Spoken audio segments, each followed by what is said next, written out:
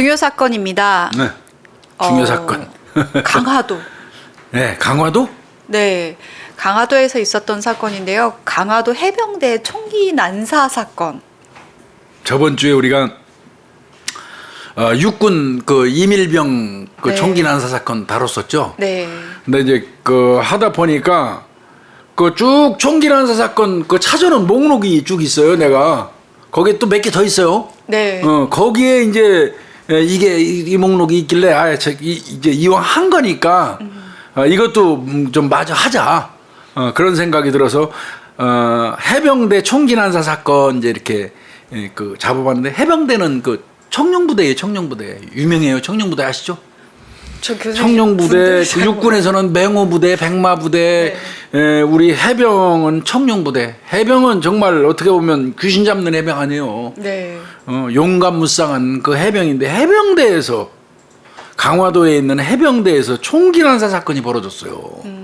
그래서 그걸 한번 좀 다뤄보고 보자. 정말 나쁜 놈이죠 이거. 저는 제가 해병대 하면은 저는 우범군이 제일 먼저 생각이 네, 해병대 출신이죠. 네, 그래서 이제 약간 그 생각이 났는데 이게 2011년 7월에 있었던 사건이라고 합니다. 이게 해병대 제2사단 교수님 말씀대로 청룡부대. 네, 그 월남 파병 갔었어요. 청룡부대가 귀신 잡는 해병이 거기서 나왔어요. 아. 정말 용감무쌍한. 이제 그 전에 얘기하고 가야 돼. 우리 해병대 아까 우범군 사례 이렇게 얘기하셨는데 그 나쁜 새끼들 사례에 이제 그런 놈들이 껴 있지만요. 맞아요.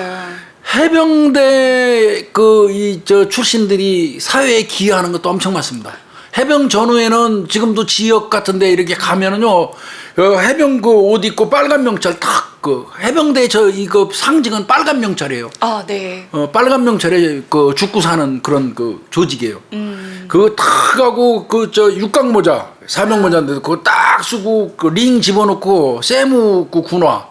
그냥 군화도 아니 세무 군화예요. 해병은 탁 착각하면서 막 교통 정리 다 해주고 지역에서나 시골 파수소장 잠깐 했지만 해병 전후회가 굉장히 많이 도와줘요.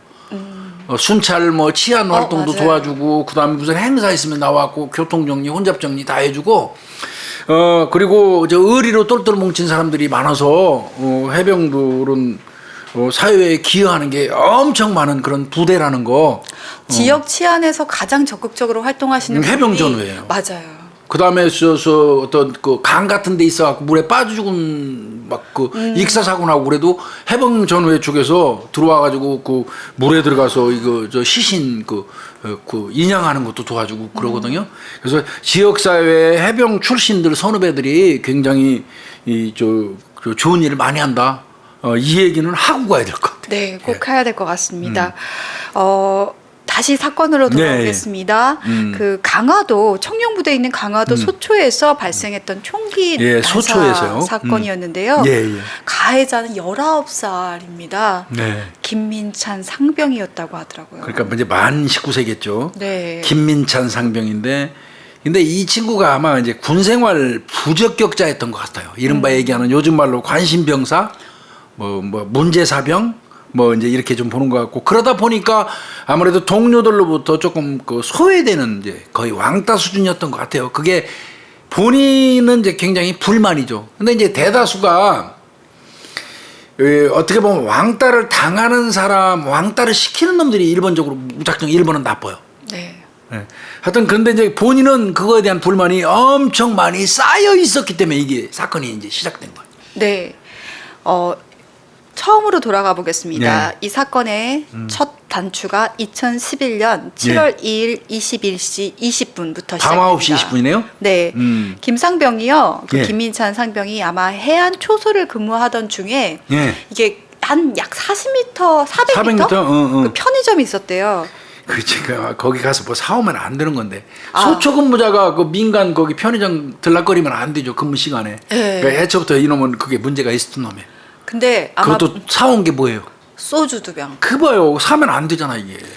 그러니까 소주 2병을 이렇게 몰래 사갖고 샀구나, 가지고 이놈이. 아마 그 체력단련실 옆에 그 창고가 있었는데 거기다 소주 2병 그때 이제 숨겨놓은 거예요. 그러니까 이놈이 해안초에서 근무 나가가지고 근무 쓰는 게 아니라 근무 쓰면서 슬쩍 가갖고 한 400m 떨어져 있는 민간인 편의점 가서 소주 2병 살짝 사다가 가지고 놨다가 근무 끝나고 들어가서 이제 체력 단련장 옆에 그 창고에다 숨겨놓은 거네. 나중에 몰래 홀짝홀짝 먹으려고. 네.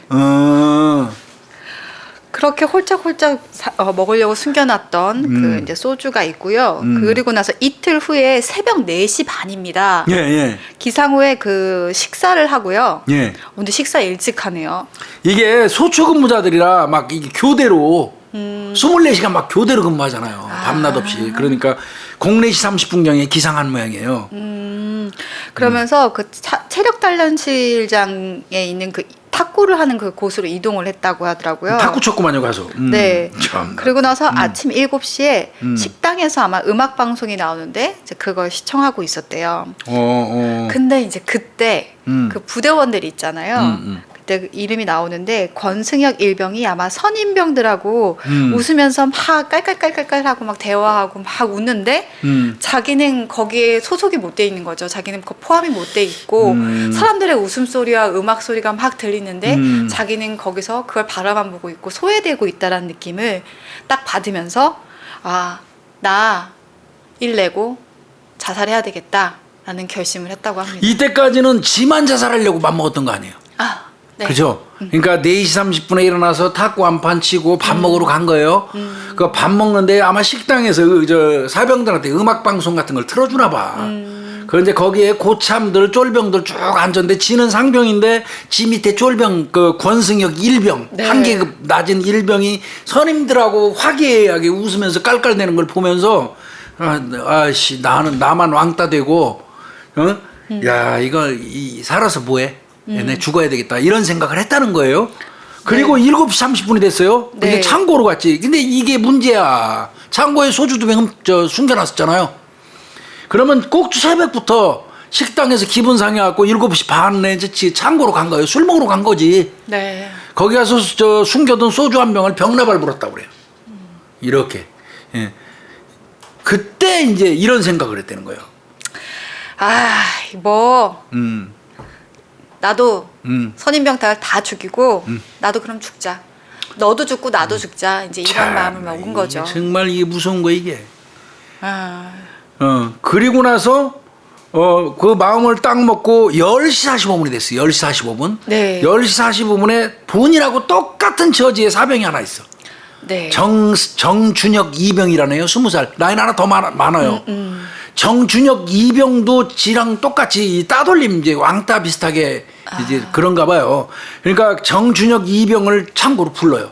지쫄병이니까 불렀겠죠. 네네. 두 사람은 서로 집단 따돌림 맞는다고 생각해서 지들 둘이는 또 가깝게 지냈나 봐. 아, 이병하고 지금 상병이 같이 잘 친하게 지낸 거예요. 친하게 지냈나 봐. 같은 처지라고. 아. 그 불러 창고로.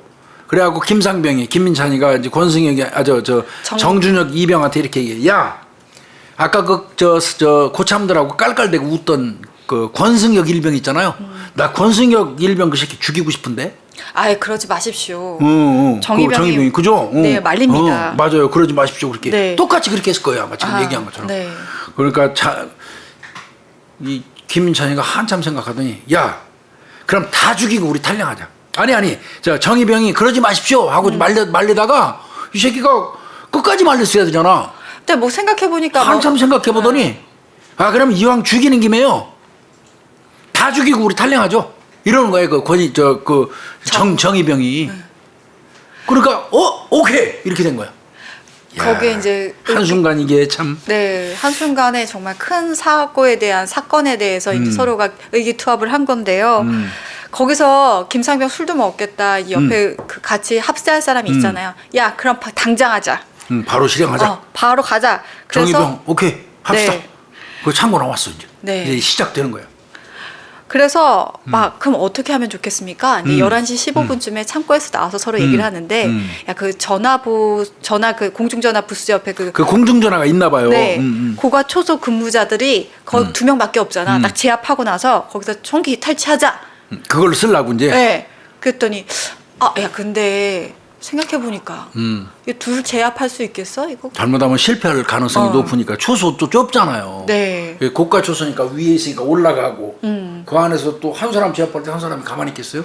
나 혹시 연락이라도 취하면 그러니까 실패 가능성이 높죠. 그러니까 그건 안 돼. 그래서 다시 체력 단련장으로 이놈들이 또 이동을 해요. 거기서 또 이제 또 모의를 하는 거예요. 야, 고가 초소 가가지고 저 근무자들 총기 뺏는 건 어렵고 11시 20분입니다. 네. 야, 총기 보관함에 있는 총기를 가지고 나오자. 그다음에 간이 탄약고 실탄 이런 거 훔치자 우리가. 이렇게 모의를 한 겁니다. 아니 근데 그 보관함도 다 키 있고 관리자 있지 않나요? 이게 문제였던 겁니다. 그 당시에. 그래서 근데 김상병 같은 경우는 아주 프리패스로 그 잠금 장치 안 된 총기 보관함, 잠금 장치도 안 돼 있었대요. 이걸 아는 거죠. 평상시 그 근무자니까. 그 부대원이니까 이게 그때그때 꼬박꼬박 잠그지 않는다는 거 아는 거예요, 이게. 그래서 잠금 장치 안 돼 있는 총기 보관함 열려 있다 이거야. 그 막 근무 교대가 왔다 갔다 하니까 그때그때 잠그고 다시 키 인수인계해서 또 열어주고 총기 가져가고 이게 돼야 되는데 뭐 1시간이나 1시간 반 간격으로 근무자가 막 교대가 되잖아요. 네. 그러니까 자기들끼리 소홀하게 그 총기 보관함을 안 적었나 봐요. 평소에. 그러니까 김상병은 자기도 근무해봤으니까 알잖아요. 총기 보관함에 이거 저 안 잠겨 있다는 거 알고 거기 가서 훔친 게 K2 소총 한정이에요.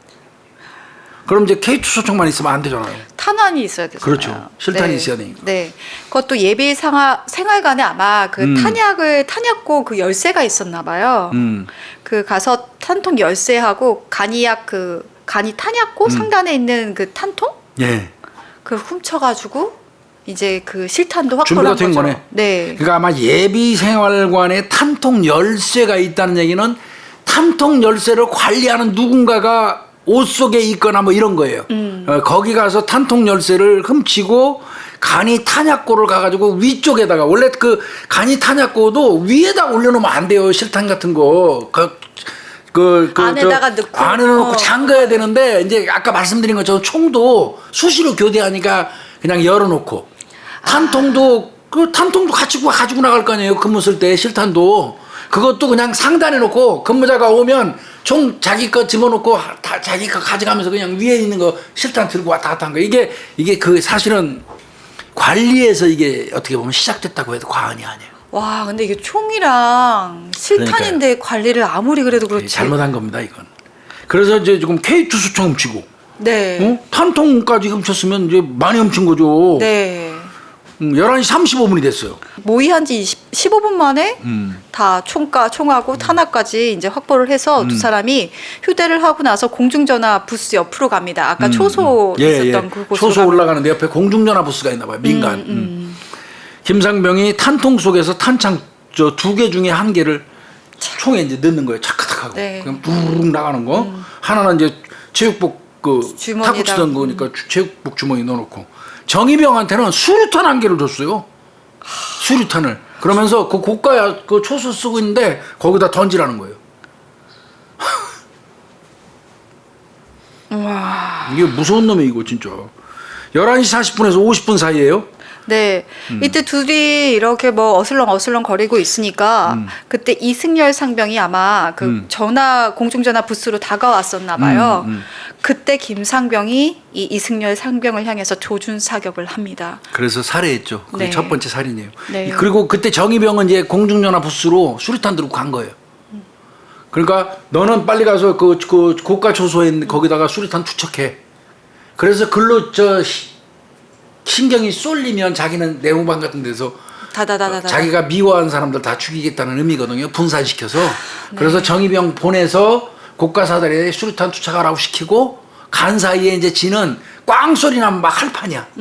그 딱 총에다가 이제 저 장전했잖아요. 딱 가는데 마침 그 공중전화 부스 있는데 그 근처로 이승열 상병이 걸어오는 거예요. 거기다 조준 사격에서 살해를 합니다.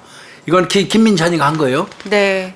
그리고 나서는 생활관으로 들어갑니다. 아, 정말 생활관으로 갔죠. 그 생활관은 6명이 잠자고 있었다고 그러네요. 이게 교대 근무라고 하니까 그러니까요. 그때 아마 오전 11시 40분대쯤에는 사람들이 자고 있었던 것 그런 것 같아요. 같습니다. 제2생활관이라고 그러네요. 아마 들어가서 바로 그 좌측에 아마 첫 번째 신상에서 아까 얘기했던 죽이고 싶다고 했던 권순혁 일병이 자고 있었나 봐요. 거기다가 가슴에 3발을 발사하죠. 저도 이게 진짜 그 타겟이 있었다라고 느끼는 게 다른 뭐 그 군사 일병이나 뭐 이병들은 다 한 발만 쐈거든요. 맞아요. 병사들은 한 평만 썼는데. 권승혁 일병한테 뭐가 유감이 있길래. 그리고 또 선택한 생활관도 제2생활관 권승혁 일병이 잠자는 생활관을 선택을 했어요. 네. 타겟팅한 겁니다. 네. 들어가자마자 제2생활관으로 들어가서 왼쪽 침상 맨 끝에 첫 번째 거기서 잠자고 있는 권승혁 일병을 향해서 가슴에 세 발을 쏴가지고 살해를 하고요. 네. 그 반대편 침상에 박지원 상병도 또 한 방 쏴서 살해하고. 그러니까 그 생활관에 있는 6명을 다 죽일 생각이었던 것 같아요, 이놈이. 그리고 그 옆에 있던 이제 권혁 네. 이병이 있어요, 이병. 그럼 전입 15일차 신병이래요, 온지. 애기지, 애기. 이제 권혁 이병을 쏴 죽이려고 준비를 딱 하는데 이미 앞에서 한 발 쏴서 살해하고 세 발 쏴서 살해하고 한 사람 또 한 발 쏴서 살해했잖아요. 네. 총소리 듣고 권이병은 깨어 있었던 거예요. 네. 쫄병 때문에 그리고 잠도 제대로 군기가 바짝 들어가고. 그렇죠. 그래서 그때 이제 딱 다가온 거에 탁 들고 이제. 네. 권이병 자고 있는데 쏠려고. 그러니까 권이병이 안 자고 있었단 말이야. 깼었단 말이야. 네, 권위병이 이제 깨어 있으니까 딱 다가와서 총불이 하니까 왼손으로 딱 총불이 잡은 총불이 거. 잡고 아래로 꺾고 네. 오른손으로 개마리판 이거 이제 잡고 막 이렇게 딱, 버틴 거야. 그 새끼는 이렇게 쏘려고 하는데 이렇게 꺾인 거지 이제 총이 이렇게 들었잖아요. 네. 근데 권혁 이병이 요 앞에를 왼손으로 딱 잡았어요. 잡고. 이렇게 숙인 거야. 그리고 버티면서 이제 총 뺏으려고 그랬는데 못 네. 뺏은 이유가 있어. 이 자식이 메고 있었어. 이게 K2초총을. 허리랑 고정이 돼 있었다고 하더라고요. 그러니까 이게 뺏어버렸으면 게임 끝났는데 말이야. 근데 그 과정에서 이 새끼 그 방아쇠 잡고 있으니까 버벅버벅 나갔겠지. 앞에 총뿌리는 잡아서 밑으로 꺾었으니까 어디 누구 맞았겠어. 그 권이병 하반신에 네. 4발 총상이 있었던 거예요. 멜빵이 걸려 있어갖고 총을 못 뺐었다고 그러고요. 그 권이병이 이제 그 상황에서 4발 총상을 맞았는데도 살기 위해서 필사적으로 밀어냈어요. 이 잡은 상태에서 막 바깥으로 밀어낸 거죠. 생활관 밖으로 막 밀어낸 거. 이거 잡은 상태에서 총 맞으면서. 근데 지금 2명은 맞은 건 알겠어요. 살해했고. 아까 6명이 있다고 했는데 네. 그러면 이 권위병 나머지 말고 3명이 더 있을 거 아니에요. 그렇죠. 같이 그러면은 같이 저항을 했으면 제압이 그게 문제였어요. 권이병은 하여튼 이 총불이 꺾고 그놈을 막 4발 총상을 하체에 맞으면서까지 생활관 그 밖으로 밀어내고 문을 잠갔단 말이에요. 네. 잠그고 더 이제 못 들어오게 침대를 밀어갖고 재진입을 못하게 막았다는 거예요. 이병이 정말 대단한 거예요, 이거. 근데 이때 이게 이제 문제였어요. 이게 나중에 이제 문제가 한참 됐던 건데 이게 2011년 7월 7일자로 민중의 소리라는 그 보도에 이게 났었던 얘기인데 네. 이때 다른 해병들은 아무도 도와주지 않았다는 거예요. 권이병이 총 쏘는 놈 붙들고 거의 혈투를 벌이는데 권이병이 그랬다는 거예요. 도와달라고 외쳤는데 뒤에서 떨고만 있었다. 그리고 이제 4발 하체에 총을 네. 맞았으면 피가 엄청날 거 아니에요. 지혈을 부탁했는데 모른다고 외면했다.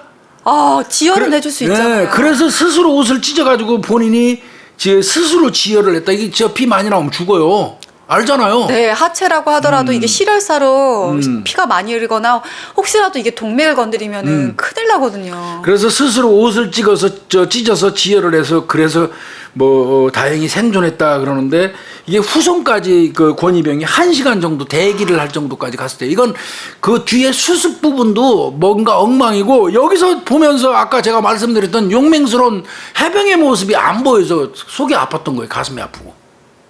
이거 그 당시에 이게 사실이라면 정말 나머지 거기 있었던 동료들은 그때 권이병하고 그렇게 혈투를 부리고 할 때 3명이 나서갖고 같이 제압을 했었으면 더 큰 불상사는 막을 수 있지 않았겠어요?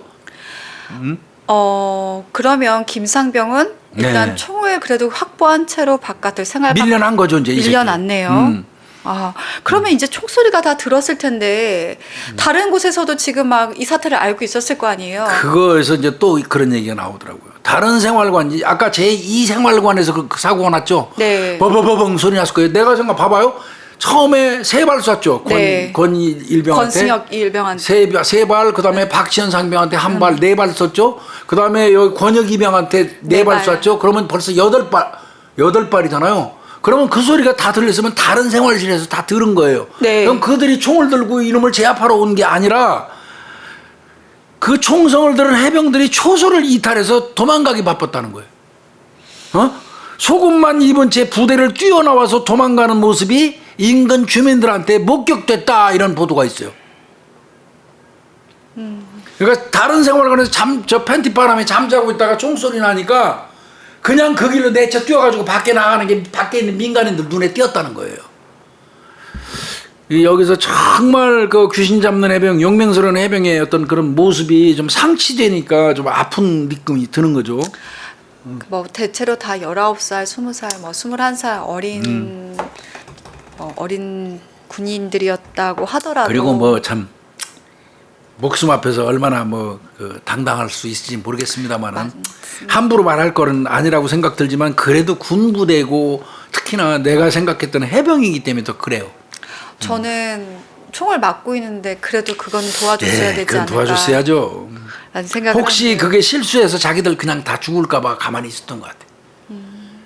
근데 권위병이 정말 그 살려준 거죠 어떻게 보면 지들도. 네. 그죠? 네. 권위병 살해했으면 나머지는 다음 차례는 지들이잖아.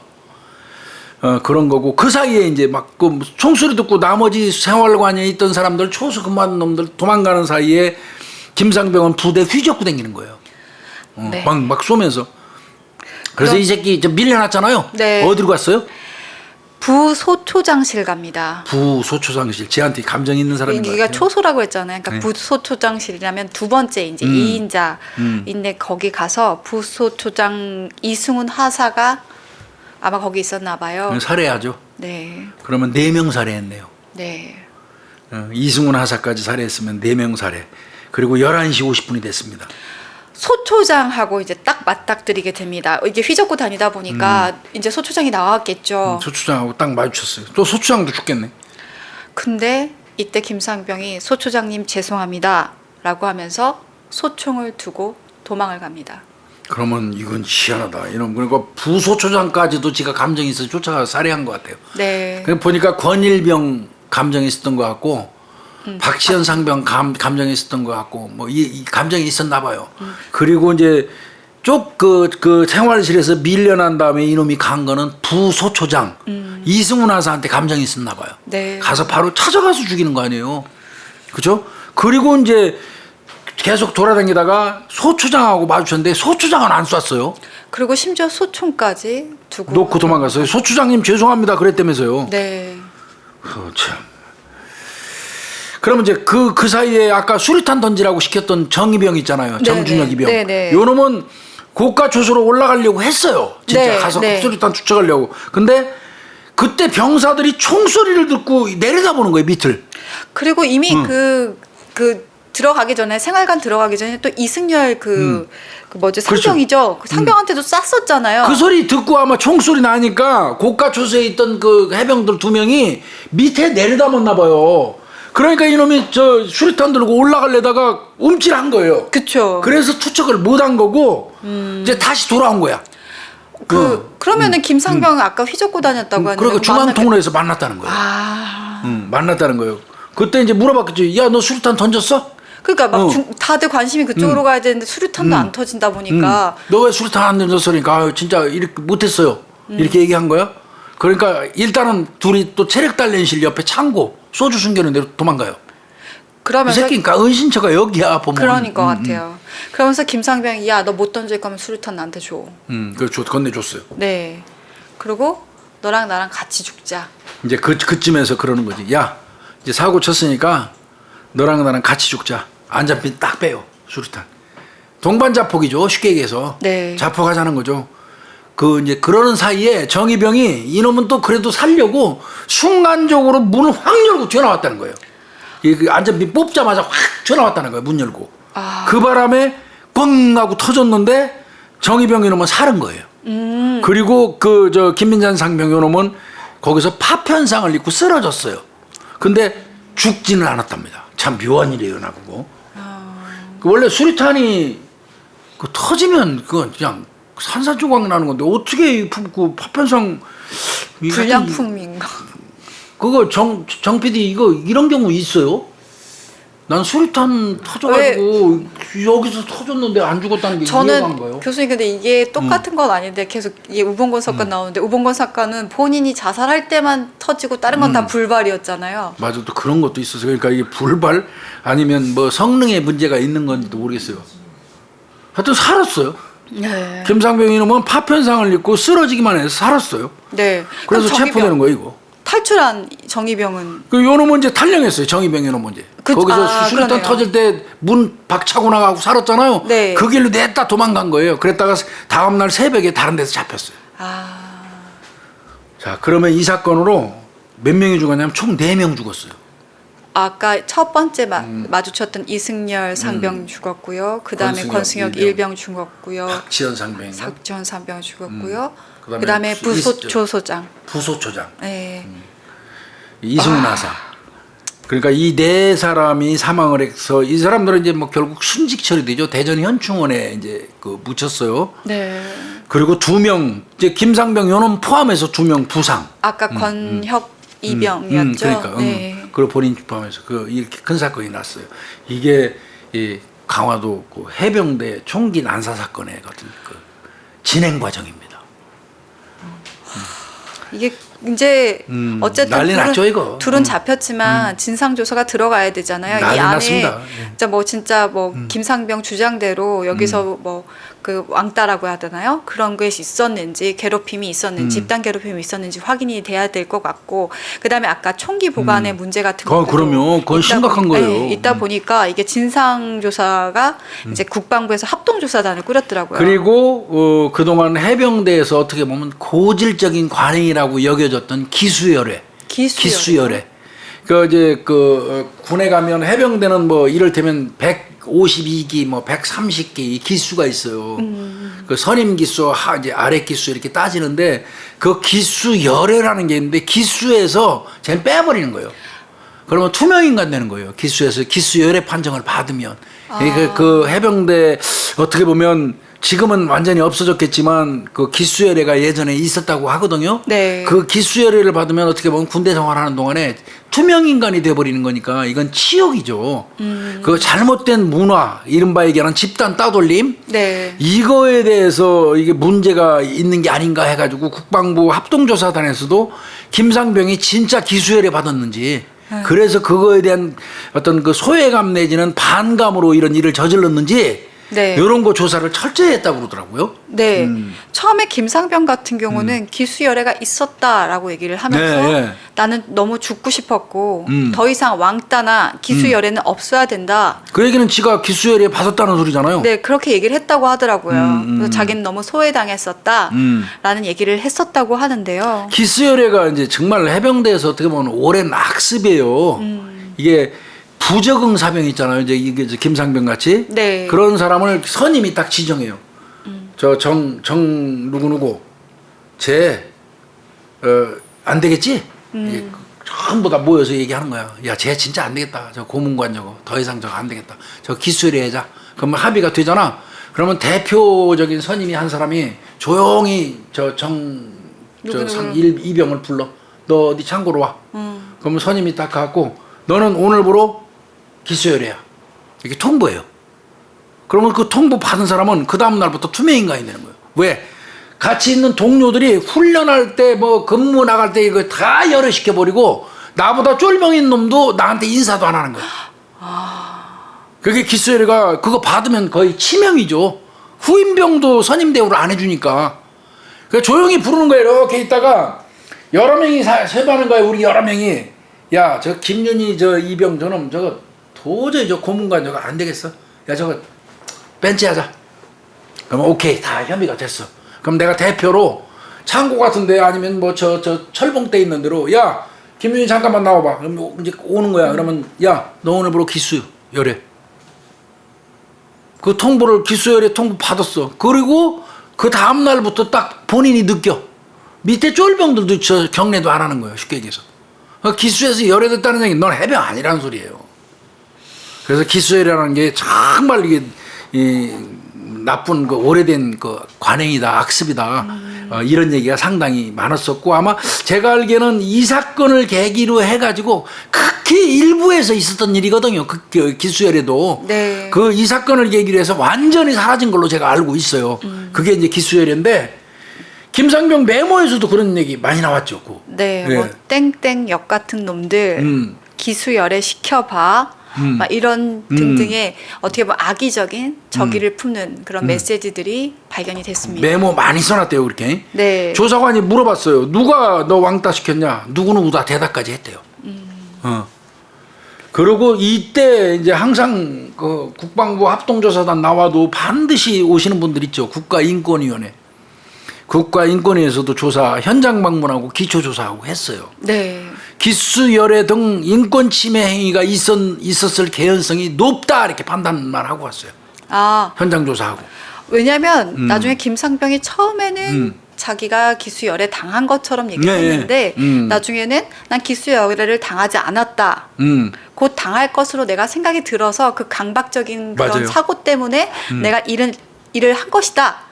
라고 조금 어떻게 보면 뉘앙스를 바꿨다고 말을 하더라고요. 바꿨어요. 처음에는 기수열애 때문에 사고 친 걸로 주장했었는데 그러니까 막 이제 그 국가인권위도 와가지고 기수열애 때문에 그렇다 뭐 이제 이런 식으로 했는데 나중에 보니까 정밀하게 조사해 보니까 기수열애를 당하진 않았어요.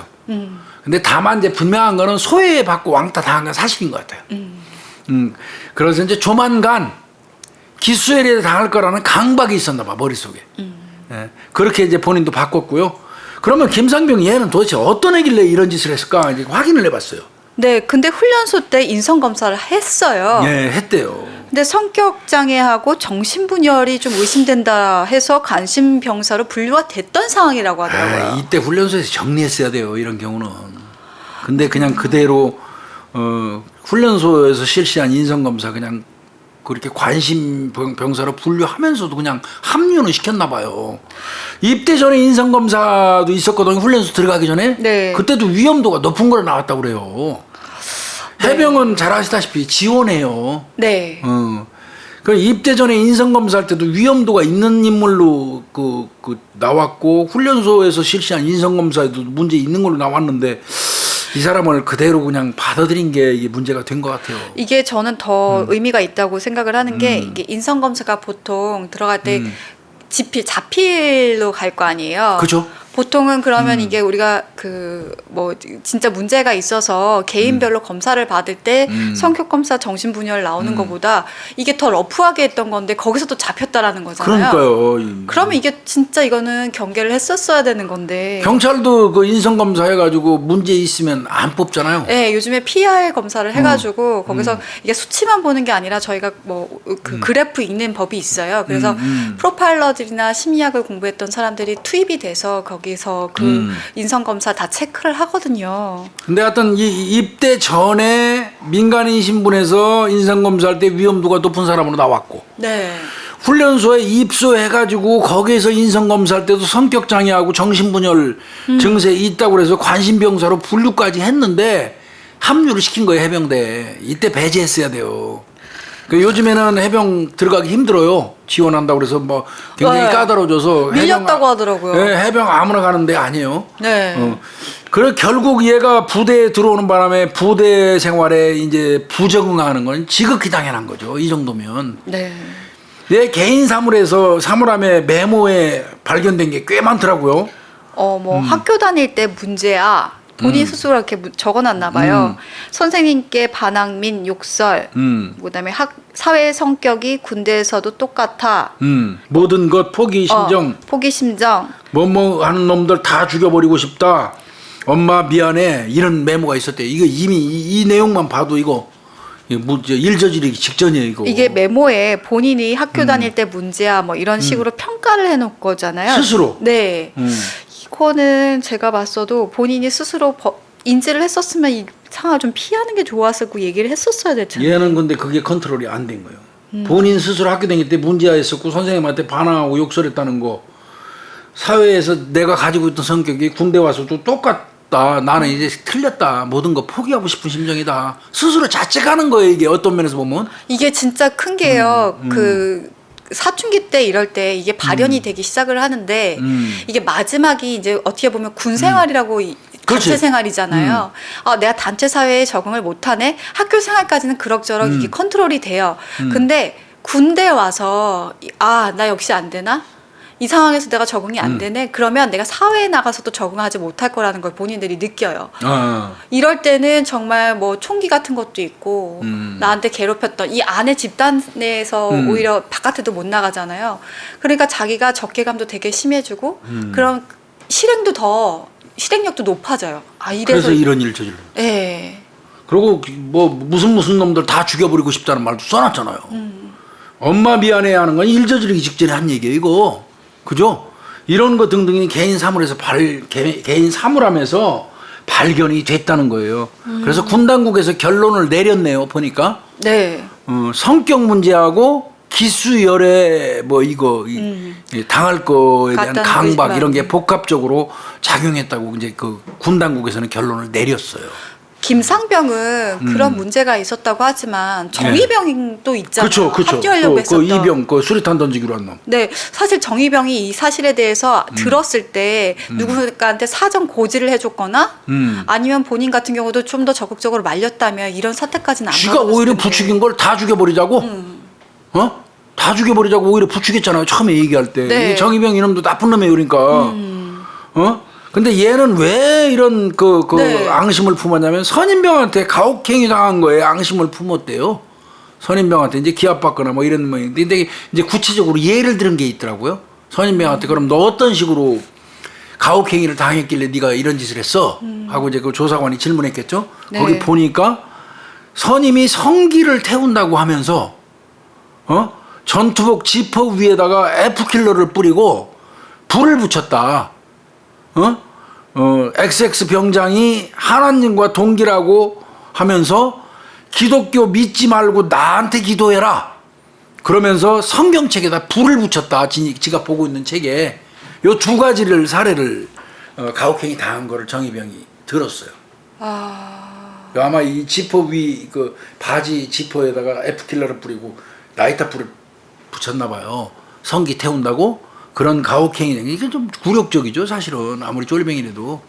그다음에 성경책 보고 있으니까 탁 뺏어 갖고 라이터 불 켜면서 이 새끼야, 내가 무슨 병장이면 이제 고쳐야 될 놈이야. 내가 하나님하고 동기인데 너 얼마 나 믿어 이 새끼. 나한테 기도해. 무슨 하나님한테 기도해. 그러면서 했더라고. 어떤 면에서 보면 나쁜 놈들이죠, 이거. 두 명 다 고참이라는 놈들. 이거에 대한 반감이 정의병한테는 컸다, 이렇게 얘기가 본인이 한 얘기예요. 어찌됐건 이후 야르막론하고 이건 사람을 이렇게 죽였으니까 재판 갔죠. 네. 그러면 이게 군사법원에서 그렇습니다. 되겠네요. 예. 이게 우리가 1심이라고 하는 데가 첫 번째가 보통군사법원이라고 하더라고요. 2012년 1월 13일 해병사령부 보통군사법원 심판부에서 1차 이제 재판이 있었습니다. 재판장이 최창룡 준장이네요, 준장. 이게 그러면은 법이 뭐가 적용이 되나요, 교수님? 이게 상관살해죄. 이게 형법에는 군형법에는 상관살해죄가 있어요. 상관살해죄. 이거 커요. 일반 사례보다 상관살해죄. 사례보다 높은 거구나. 김민찬이는 거기서 뭐 받았어요? 상관살해죄로? 사형을 구형받았습니다. 사형을 언도받았습니다. 언도받았죠. 네. 정준혁 이병은 징역 20년. 징역 20년. 네. 그때 김민찬이가 이런 얘기했네요. 저는 입이 수만 개라도 할 말이 없습니다. 죽일 놈입니다. 근데 지금 나 이거 꿈이라고 믿고 싶습니다. 내가 미쳤던 것 같습니다. 정말 죽고 싶습니다. 이런 얘기 했대요. 마지막 최후 지금은. 그때 이때 아마 재판부에서도 범행 동기라든지 죄질이 아주 극히 불량하다고 그래서 극형 불가피하다고 본 것 같아요. 근데 이제 정준혁이 같은 경우는 직접 살해한 건 없잖아요. 그러니까 네. 징역 20년 준 것 같은데. 네. 그때 변호인이 붙어가지고 뭐라고 했냐면요. 김민찬 상병은 가해자이면서 피해자다. 정신감정의뢰 신청도 또 했어요. 요구했어요. 뭐 항소 그러면서 당연히 했죠. 했습니다. 네. 그래서 이제 2012년 7월 10일 국방부 고등군사법원에서 예. 이제 재판이 이루어졌는데 김민찬 상병 같은 경우 원심 그대로 확정 사형입니다. 예. 근데 정중력 이병 같은 경우는 10년. 10년 깎였네요. 네. 그리고 2013년 1월 24일 대법원 이제 3부 주심이 이제 민일령 대법관인데 원심 확정해 버렸고요. 네. 그때 이렇게 얘기했어요. 김상병이 선임병들의 가혹행위와 해병대의 잘못된 병역 문화 때문에 범행했다고 주장하며 억울하다고 하나 네. 원심은 맞다. 그냥 간단하게 이렇게 얘기했어요. 네. 그 뒤에 그 부분도 네. 읽어주세요. 20대 안팎의 나이에 해병대에 입대했다가 동료 병사에 의해 무참히 살해된 피해자들의 유족이 입은 충격과 고통은 말로 못한다. 국토를 방위하고 국민의 생명과 재산을 보호함을 사명으로 하는 군대에서 일어난 점이므로 이것을 양형에 고려했다. 특히 2010년 11월 23일 발생한 연평도 포격 사건에서 보듯이 북한의 도발에 의한 무력 충돌의 가능성이 항상 열려 있어 남북한 사이에 위험한 대치 상태가 상존하는 전방 해병부대에서 발생한 사건이라는 점도 극형의 선고가 정당화될 수 있는 특별한 사정이다. 이렇게 얘기했고요. 네. 그리고 요거 굉장히 중요해요. 요거 잘 읽어주세요. 장기간 사형 집행이 이루어지지 않고 있는 상황에서 사형 선고의 실효성을 둘러싸고 논란이 있는 점을 감안하더라도 현행 법제상 최고형으로 사형 제도가 존치하고 그것이 합헌으로 받아들여지고 있는 한 이는 불가피한 선택이다. 이게 마지막이 그거예요. 장기간에 걸쳐서 사형 집행이 안 되고 있다. 그러면서 사형 선고 실효성이 있냐 없냐 이런 논란이 있다. 그거 모르는 거 아니다. 우리 재판부도. 그런데 어찌됐건 현행 법제상에는 최고형으로 사형제도가 존치하고 있다 이거예요. 안 없어졌잖아요. 사형제도 있잖아요. 네. 존치하고 있고 그게 또 위헌 심판청구까지 들어갔었잖아요. 그런데 합헌이라고 나왔잖아요. 네. 그런 상황이라면 이건 불가피한 선택이라는 거예요. 이거는 지금 판사님들도 한번 생각해 보셔야 돼요. 이 재판은 그 점을 좀 꼭 강조를 하고 싶더라고요. 교수님 그러면 이 김상병 사형 실행이 됐나요? 집행은 안 된 걸로 알고 있습니다. 그러니까 수감돼 있겠죠. 사형수로 이제 있겠죠. 이제 이후에 해병대가 완전히 바뀌었죠. 예. 이 사건 나고 나서. 네, 그때 병영문화 혁신 100일 작전 수립해서 그때 한참 이행을 또 했다고 하더라고요. 그때 삼진아웃제에 나왔죠. 네. 구타라든지 가혹행위라든지 기수해례 같은 거 이런 거 있으면 가담자는 빨간 명찰을 띄고 다른 부대로 전출을 시킨대요. 이게 아까 교수님이 그러셨죠. 빨간 명찰 굉장히 명예예요, 명예. 이게 상징이라고. 상징이에요. 그럼 바꿔서 얘기하면 빨간 명찰을 뗀다는 얘기는 사실상 해병에서 퇴출하는 거나 마찬가지란 말이에요. 그러니까 본인 입장에서는 빨간 명찰을 띄는 순간 정말 비참하죠. 근데 이제 일정 기간 떼어낸 다음에 전출을 시킨다고 그러는 것 같더라고요. 근데 일정 기간 떼어놓고 빨간 명찰이 없는 그 상황도 본인한테는 굉장히 힘든 시간일 것 같긴 해요. 유령해병이 되는 거예요. 유령해병. 유령해병. 어떻게 보면 본인한테는 가장 큰 벌칙일 수 있죠. 근데 이 빨간 명찰은 그러면 이게 딱 해병대 들어가자마자 바로 아니 그렇지 않아요. 가입소라는 게 있어요. 입소 말고 가입소. 가입소 등 한 7주 정도 신병 훈련 기간 중에 6주차 정도면 거의 끝날 무렵에 이제 극기 주간이 6주차에 끝난대. 극기. 그게 끝나면 그날 금요일. 그러니까 7주 들어가기 직전 금요일 날 빨간 명찰 부착식이 의식으로 진행돼요. 이때 그냥 나는 해병이야 이제 딱 가슴 속에서부터 벅차오르는 거죠. 이게 경찰학교 들어갔을 때 저희가 그 플라스틱 명찰 받기 전에 그 1단계 동안 종이 명찰 달고 있잖아요. 종이 명찰 달고 있다가 그렇지. 그거랑 약간 비슷하네요. 비슷한 거죠. 이건 더더군다나 7주 그 가입소 포함해서 7주예요. 신병 훈련 기간 6주차 극기 훈련 딱 끝나고 이제 일주일 남으니까 다 한 거 아니야. 네. 그날 금요일 날 빨간 명찰 수여식을 하는데 부착식을 하는데 이때 이제 엄청난 그 자부심과 긍지를 느낀단 말이에요. 다 그렇게 어렵게 달았던 빨간 명찰을 이제 구타행위 한다든지 가혹행위 하든지 기수열애 같은 거 해가지고 걸리면 이거 떼버리고 다른 부대로 전출시키면 유령 해병이 되는 거예요. 해병도 아닌 거지. 빨간 명찰 아니면 무슨 해병이야. 빨간 명찰 하는 게 그렇게 해병들 사이에서는 자부심이에요. 근데 교수님 그러면 이게 해병에 있었던 뭐 기수열애 문화라든지 아니면 왕따라든지 아니면 김상병이나 정의병의 어떤 개인적인 어떤 문제가 있었다라는 것들은 뭐 통기랑 이런 부분들은 좀 이해가 돼요. 정리가 됐어요.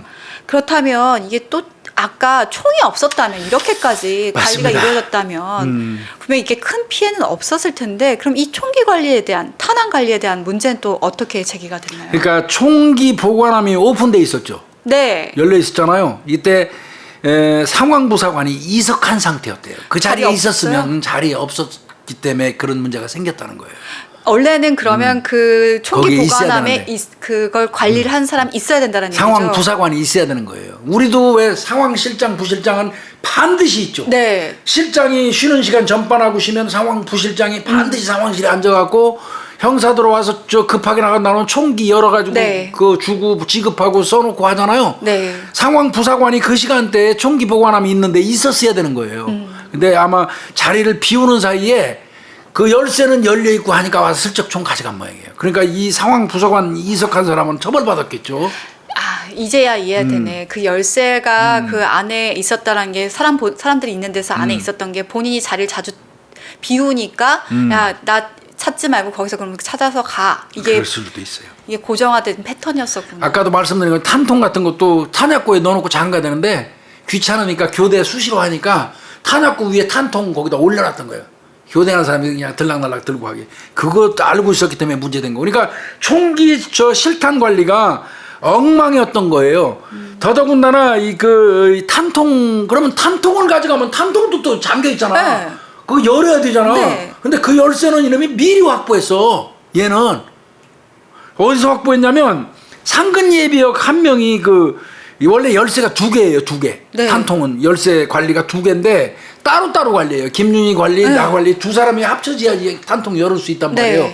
근데 그렇게 관리가 안 된 것 같아요. 그리고 주간에 아마 그 상근 예비역 얘가 열쇠를 관리하고 있었는데 지 조끼 주머니에 넣어서 보관하고 퇴근해 버렸다는 거예요. 조끼 주머니에 넣어놓고. 그러니까 내가 볼 때는 열쇠 관리가 제대로 안 된 거예요. 그거를 요놈이 알고 있다가 그 개 조끼에서 꺼낸 거예요. 그 실탄 열쇠를, 탄통 열쇠를. 근데 진짜 이게 총기 관리는 정말 철저해야 돼요. 아, 그건 뭐 강조 3조 뭐를 해도 그저 부족하잖아요. 총기는. 근데 이게 진짜 근무를 하다 보면 이게 사람이 정신 없어지면은 우리가 막 키 어디서 어디 있고 뭐 찾고 뭐 일을 그러면 바빠다 보면 아 거기다 넣어놨을 테니까 거기다 찾아가 막 서로 이제 그게 공유가 되잖아요. 그렇게 하면 안 돼요. 절대로 안 돼요. 옛날에는 그 파출소에서도 무기고 할 때 손해근무자한테 인수인계 했잖아요. 네, 네. 손해근무자한테 인수인계했는데 한 사람만 총기 관리를 하니까 총기 관리하니까 문제 생기니까 손해근무자하고 저 손해대기근무자가 둘이 한 개씩 갖고 있어서 각각 두 사람이 따야지 열리게 만들어 놓기도 했었잖아요. 그러다가 그것도 안 되니까 아예 이제 파출소장이나 네. 이제 팀장이나 팀장한테 인계해가지고 하잖아요. 네. 총기 관리는 이중으로 가지고 있어야 돼요. 한 사람 키 하나만 갖고 열게 해서는 안 된다는 얘기죠. 두 사람이 합쳐져서 열어줘야지 열리게. 근데 여기서는 그렇게 시스템은 돼 있었어요. 열쇠 2개. 이 사람과 이 사람이 하게 돼 있는데 그렇게 관리가 안 된 거예요. 이제 그게 어떤 이유냐면 수시로 입초소를 교대 근무를 가서 경기 근무를 하니까 강화도 가면요. 철책을 이렇게 쳐놓고 꼭대기 망루 같은 그걸 만들어서 한 2명이 올라가고 강화도 바닷가 쪽으로 해서 북에서 넘어오는 사람들 물체 있는지 살펴본단 말이에요. 네. 그러니까 수시로 교대를 해요. 계속.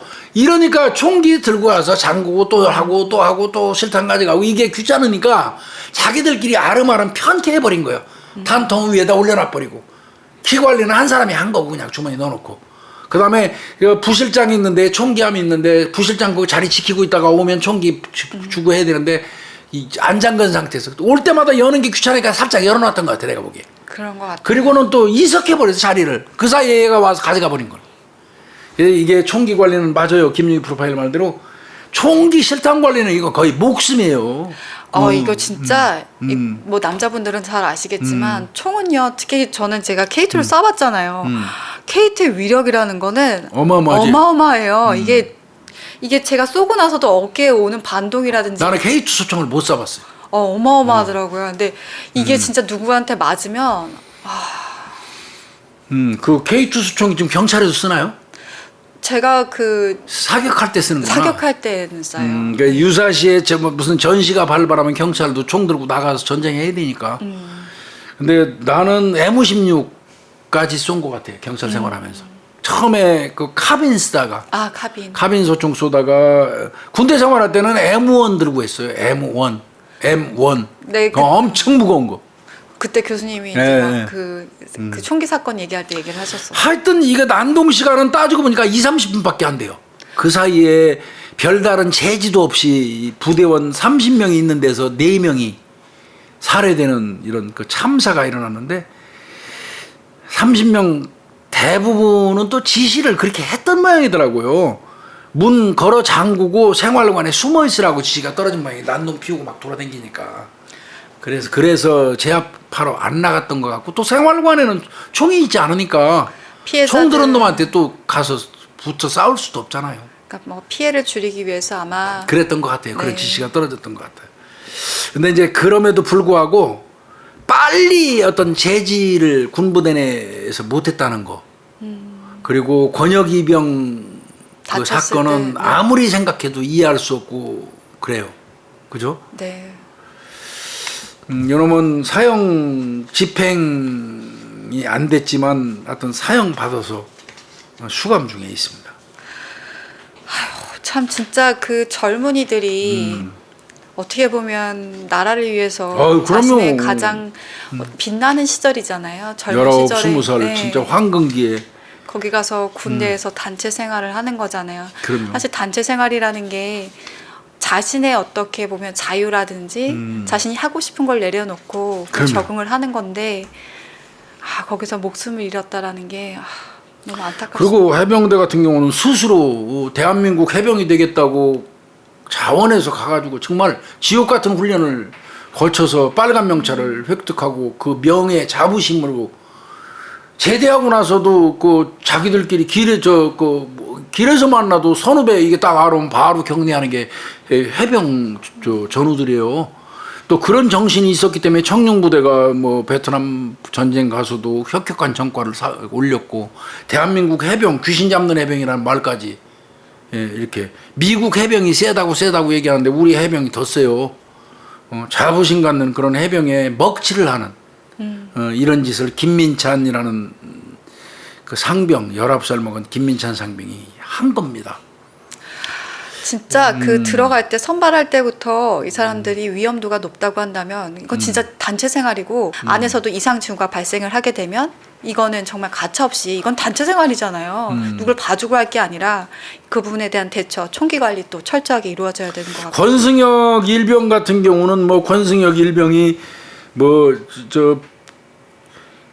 김민찬 김상병한테 그 불편함을 끼쳤다. 그러니까 뭐 그 선임들한테 알랑알랑 해갖고 나한테 피해주게 만들었다는 식으로 얘기했는데 정작이 그 권일병 그 아버지 얘기 나중에 들어보면요 평상시에 김상병이 막 성희롱도 하고 그러면서 오히려 괴롭혔다는 거예요 권일병을.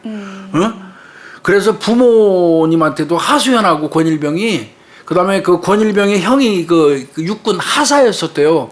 형한테도 얘기했었대요. 아주 그 김민찬이가 괴롭혀서 죽겠다고 선임 기수라고. 그랬다는데 이러면 거꾸로 뭐가 그렇게 권승혁 일병한테 감정이 많았는지 뭐 김민찬이가 그 위에 사람들한테 선임 기수한테 귀염받는 게 그렇게 미웠던 모양이에요. 하여튼 뭐 이거는 정말 대한민국 이 국군 군대에서 정말 그 멋있는 그 의리의 어떤 해병대의 어떤 불미스러운 해악을 끼친 사건이죠. 쉽게 얘기해서 명예에 떡칠을 한 사건. 그렇다고 해서 우리 뭐 대한민국 해병들 의기소침하실 필요는 없습니다. 또 이거 선정했다고 괘씸해 하시지도 말고요. 네. 항상 군대 사건은 다루고 나면 참 안타깝다는 생각이 들어요. 총기예요. 네. 제일 위험한 게 네. 그거예요. 그래서 지금 뭐 미국에서도 총기 사건들이 되게 많이 일어나잖아요. 그래서 한편으로는 또 총기에 대한 부분들을 생각하게 맞아요. 되는 계기가 됩니다. 잘못된 관행. 네. 그다음에 어떻게 보면 인성 검사 같은 거 무시한 결과. 그리고 총기 실탄 관리 잘못해서 그런 게 합쳐져 갖고 대참사가 일어난다. 요거는 좀 명심했으면 좋겠습니다. 네. 교수님 예, 오늘도 감사합니다. 수고했습니다.